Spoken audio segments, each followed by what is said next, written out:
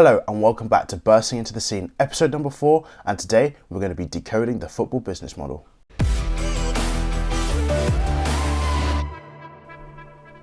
So first of all, I just want to say a massive thank you to every single person that continues to like and share and to listen as well. Your support is not going unnoticed, guys. Thank you so much.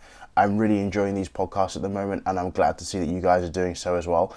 And there's a few more that are coming up, that are going to really spice things up a little bit. So I'm sure that you guys are going to get a lot of value out of those episodes as well. It's really, really important. I think that these lessons are being learned, number one. But number two, getting to know a little bit more about me, a little bit more about my journey, and things that I do and how I just operate in the football business space. Today, that's what we're going to be doing a little bit more. There's a lot of myths, and do you know what, with the football business industry, it's one of those things that is a bit unknown. Even when obviously I first started learning about it, it's an unknown. You're like, this is something that I know because I only see it on the outside, but in reality, I'm not too sure. You know what you get on Twitter or something, where there's people who just think that they know everything. They hear one thing, or in the know, and now I know everything. So when they don't know about it, it's quite funny to see everyone just kind of latch onto one thing, and then all of a sudden it blows up, and you're like, oh my god, like come on, you've really got to wake up and smell the coffee a little bit.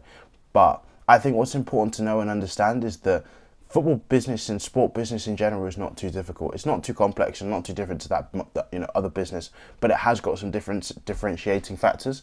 And one thing that I think is a massive misconception that I'm going to talk about that is quite fascinating to begin with is actually how businesses operate in football, because I think it's interesting comparing football clubs and football organisations. If we start, because they're two different things, football organisations, which is what I kind of call them. Yes, clubs are organisations, but for the purpose of this, example, organisations is not a club, and football clubs are football clubs, right? Football organisations are just businesses that are in sport, like what I'm running at the moment, or what some of my colleagues and people that I know are running. They run businesses that are in the football industry, and they have nothing to do with on-pitch performance. They're more around, maybe it's merchandise. So you've got things like Pro Direct or classic football shirts, for example. These guys are football businesses. They operate at, trying to make money, trying to generate revenue, and continuing to put back into their marketing, their promotions, all these different things. They're not operating like football clubs. Football clubs like Manchester United, maybe not Manchester City is a bad example, other than like Newcastle, Chelsea, these clubs operate on a completely different level. It's really, really crazy. 85% of clubs in the 2022-2023 season from the top 4 divisions, that's English League, Championship, League 1, League 2, 85% of those clubs did not operate at a profit. And that's good. That's kind of what is considered good and a good factor of success in the football business model, right? Which is crazy. Just let that sink in. Only 15% of those clubs made money. And I guarantee you those 15%, the fans of those clubs must have been fuming because they were like, why are we not spending money? Like, we're probably underspending and not trying to get to promotion. But that is kind of the way that the business model works in football. And it's quite interesting because a lot of people think, and this is the misconception number 1, is that football clubs make a lot of money. Someone also mentioned this when I put it out on a post in LinkedIn. They said that one of the biggest misconceptions is that football clubs make a lot of money, and he works in clubs. It's crazy, guys. The amount of money that these clubs lose and are happy to operate at is ridiculous. There's a few factors and a few reasons as to why that's the case. The biggest one really is competitive factor. So obviously football clubs want to compete, they want to win, and to win they've got to attract the best players, the best staff, and so therefore wages comes into a factor. And as you see, obviously the numbers that are being reported are ridiculous. Wages are pretty much typically the number 1 cost for every single football club across all levels. It's not just professional, but also probably not like semi-pro. It's wages. Unless they're not paid, then that's when it gets a little bit different, but for the most part, it is wages that are the highest cost. And this is fine, by the way. This is an accepted method of success, is wages, wages, wages.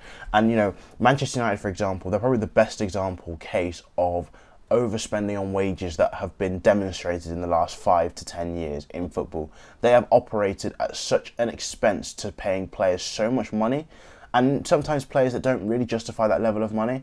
But in return, they expect players to play much better. They expect players to be happier because they're on so much more money. But I think it's had the reverse effect where players have probably thought, because they're getting a lot of money and because it's quite an easy culture where you can go to a football club like Manchester United and get paid a lot of money, then you can just chill with that, right? And you can get paid. So it's something that is so detrimental to the football club itself because they're just not making any money. And they're spending so much money on wages as well that it's ridiculous. Obviously, when you look lower down, there is the case of gambling pretty much for promotion to whatever league it is.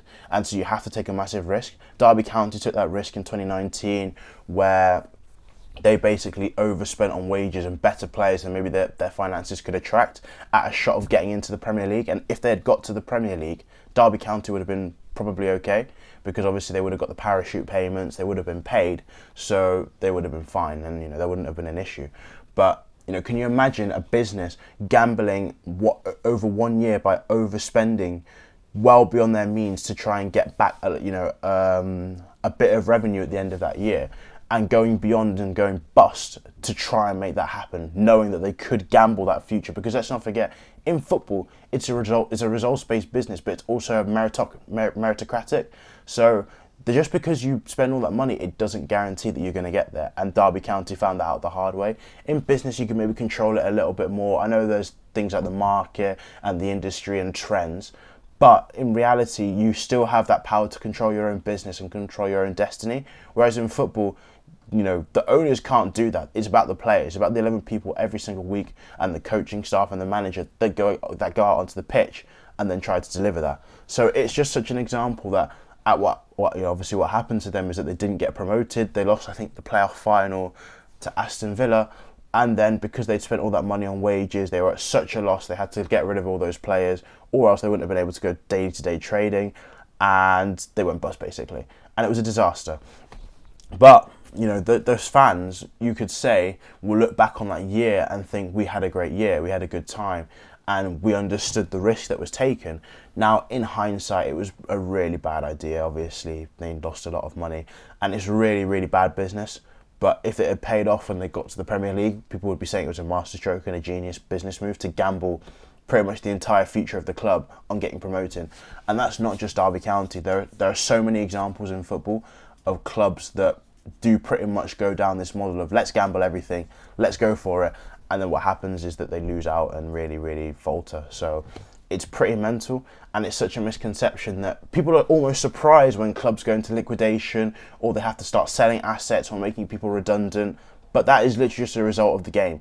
Unfortunately, the football business sector, especially at lower level, is really, really unstable, because you just don't know. You just don't know if your club this year is thinking, we're going to push for promotion, let's gamble so much, let's invest in bigger players. And don't forget, players are assets. So if they pay off and they do well, you can either sell them for more money, or hopefully they're going to push you up the table, make you more money. So that's why there's an asset, connotation. You think there's stock that a business might have, assets come into it as players. So you've got to hope that return of investment works, either on the pitch, or you can get rid of them and not lose as much money, or even make a profit on that player compared to when you bought them in. So it's such a big risk, and it's mental really, because then clubs are just gambling. I mean, it's just high stakes betting, I'll be honest with you. When you really consider it, it's not really business, it's just betting, because you're betting on your own future to get there. And by spending all of this money, you're going to make it compared to other clubs, when in reality that's not really the case. So I think it's something that's really, really interesting to consider. And ultimately speaking, it's something that I thought as well. I was like, why are football clubs not spending more money? Because they make so much, especially as someone who, let's say, followed Manchester United. Then I'm watching them and going, surely you can just splash out another 100 billion on this player or 100 billion on this player and it should be fine, right? But once you see it and once you're in the industry, it's like, no, absolutely not. These clubs are on a tightrope all the time, gambling their way, gambling their days away, gambling tomorrow to try and make today better. And that is just normal practice, normal business practice. And now that's why you're also seeing a bit of a cut back. And there are a lot of experts that have spoken about the independent regulator, the FFP laws. I'm not going to get into that, but that is just to protect the business of clubs. Because trading has pretty much gone to shambles in football, to be honest with you. Now it's just crazy, and these organisations. I think now actually is a bit different because of the rules.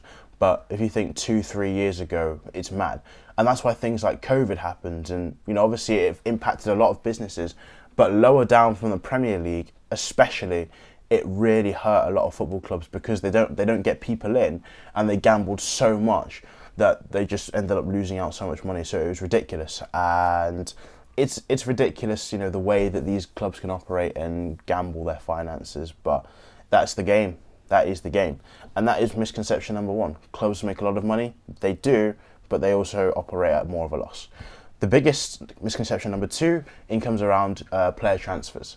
So some people, and myself included, used to think that if a player was bought for a club, let's say a big player, the example I always like to use is Paul Pogba to Manchester United.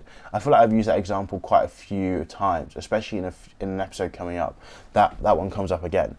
And when we signed him, a lot of people said, oh, it's going to make the money back because the the shirt sale fees that we get from signing Pogba and sell to Pogba are going to go back into the club and make the money back instantaneously. Think Messi to PSG? Nah, no. Mbappe to Real Madrid right now? Probably not. It doesn't happen. The way that it pretty much works, and I used to think this for a long time, and I don't think people have really spoken about it, maybe because it's a myth that the organisations like to keep under the wraps because they know that, okay, it can kind of justify our earnings are a little bit, is that in reality, football clubs probably make between 7.5% and 15% of shirt sale fees back. That goes to them. The way that it pretty much works is that these, kit manufacturers, Nike, Adidas, Puma, all these guys, they sign long-term agreements and licensing agreements with football clubs. So that's why you'll see when at the beginning of a contract, let's say, they'll sign like a 10-year deal worth about 800 million. Manchester United did it with Adidas. It was like 750 million. That is pretty much them paying up front to get the earnings they're going to get back. And then from every single shirt sale, pretty much the majority and the bulk of that earning goes straight back to the kit manufacturer. And the club won't get, I think the most is Liverpool, who have got 20% of their deal with Nike. So that's actually quite high in comparison to others. But other than that, the rest of the earnings pretty much go back to the kit manufacturer straight away. I mean, they don't really make much, to be honest with you. I think it's something that I'm just trying to have a look at my numbers here. It's not really a common practice that clubs will make earning back from shirt sales, which is why they're not bothered. Now, obviously, there's a lot of other, like when I come back to players being assets, of course, they're going to get things like marketing in a certain country or, social media following of that player as well. Yeah, but when it comes to the kit agreements, it doesn't really happen. Most of the clubs, when it comes to distribute and the costs, they will just basically hold the store so the manufacturers can get space to put their kits in or whatever.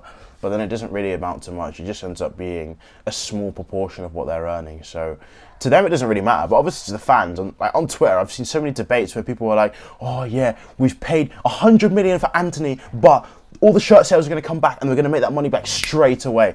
Or PSG just signed Messi. Okay, I guess it was a free transfer, but his wages were ridiculous, to be honest with you. Oh yeah, we signed Mbappe, we signed all these players, and we're going to get all this much money back. It's like, no, hold on a minute. No, you're not. Like, shut up. You don't really know what you're talking about.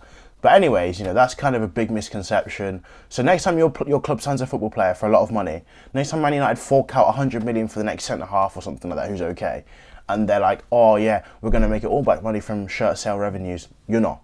Maybe even Ronaldo, like the best player probably in terms of marketing ever.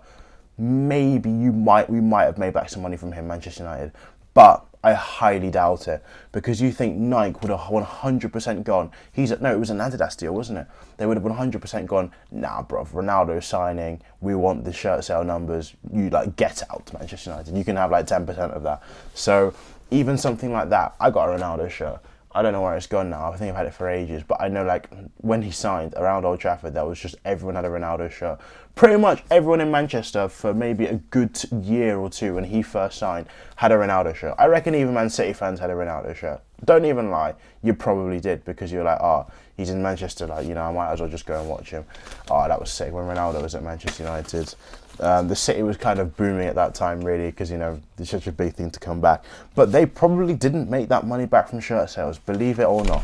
So that is, another thing that just people don't understand, but because it's so hidden and quite not secretive, but there's such a grey line between what actually is and what actually isn't, because they're happy to have it that way. And when I say they, I mean, people in business and football and, football clubs particularly. It's not anything to be shady, it's just because they're like, well, it probably creates intrigue, so we can just let people guess what they think.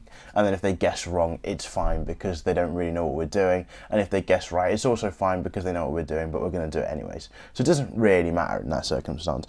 Other quick ones here that we've got down is that working in football is a quick pathway to riches. It's not. You've got to begin, just like any other industry, any other business. You've got to build up and dedicate your set of skills and crafts. And once you get there, then you're going to access a lot of riches. Obviously, sport is one of these sectors that will probably never die out because it's about a passion thing.